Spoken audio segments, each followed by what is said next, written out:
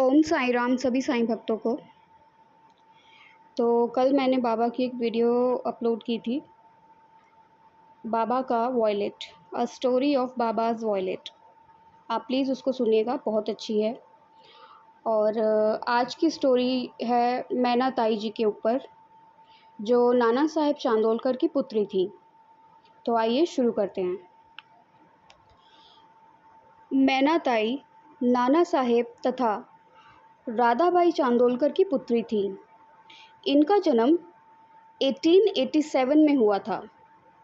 इन्होंने सर्वप्रथम 1900 में शिरडी की यात्रा 13 वर्ष की आयु में अपने परिवार के साथ की थी और वे शिरडी कई बार गईं और मैना ताई कई बार बाबा की लीलाओं को देख पाईं और अपने पिता को दी गई सलाह सुन पाईं।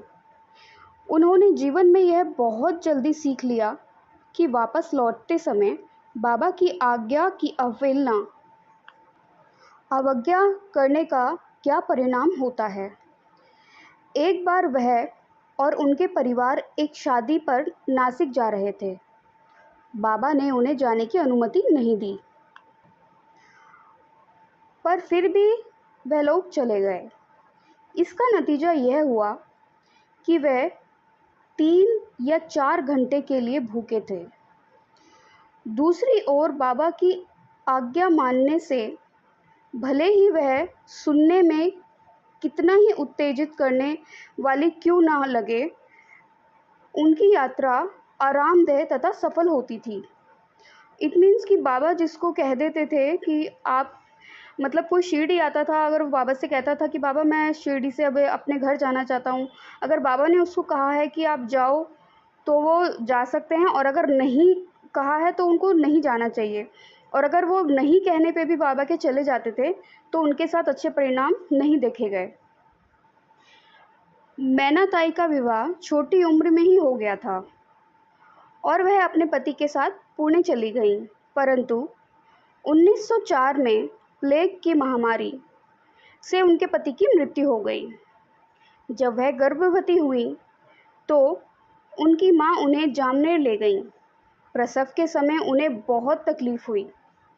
उसी समय जामनेर का चमत्कार हुआ।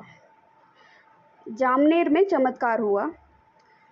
श्री साईं संत चरित्र अध्याय 33, उसमें आप पढ़ सकते हैं। मैना ताई की स्टोरी है साईं संत चरित्र में, अध्याय 33 में। दयालु बाबा ने रामगीर बुआ के हाथ उदी तथा अड़कर की आरती भेजी। तो ये दोनों चीज़ें बाबा ने रामगीर बुआ जी के द्वारा उदी और अड़कर जी ने जो आरती लिखी थी वो भेजी थी जामनेर में नाना साहेब चांदोलकर जी के घर।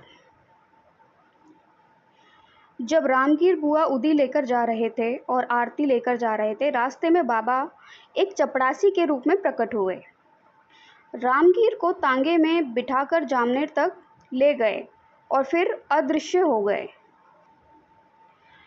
नाना के घर में इस कठिन प्रसव को पार कराने हेतु हवन चल रहा था और रामगीर बुआ ने वहां जाकर देखा और उन्होंने नाना साहेब चांदोलकर को उदी दी और कहा इसको पानी में घोलकर मैना ताई को दे दीजिए। और वहाँ पे आरती जो अड़कर जी ने आरती लिखी थी वो भी पढ़ी गई।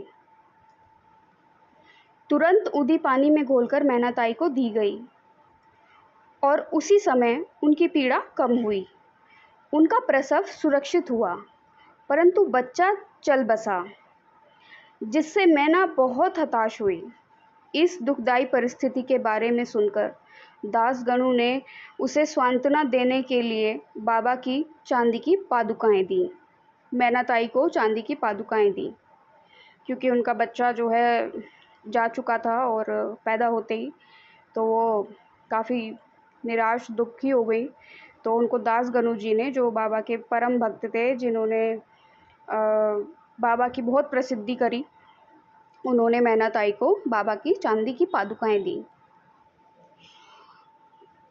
उससे मैना ताई को धीरज मिला वह अपने ससुराल वालों के साथ एक बड़े परिवार में ही रहीं और शांतिमय जीवन जिया। 1945 में पुणे में उनकी मृत्यु हो गई थी। तो ये हमने मैना ताई जी के बारे में सुना और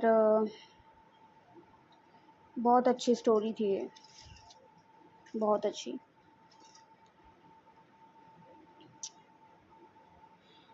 तो आप लोग प्लीज़ मेरे चैनल को सब्सक्राइब कीजिएगा। मैं बाबा की छोटी छोटी स्टोरीज़, बाबा की लीलाएं मैं अब आपको बताती रहूँगी।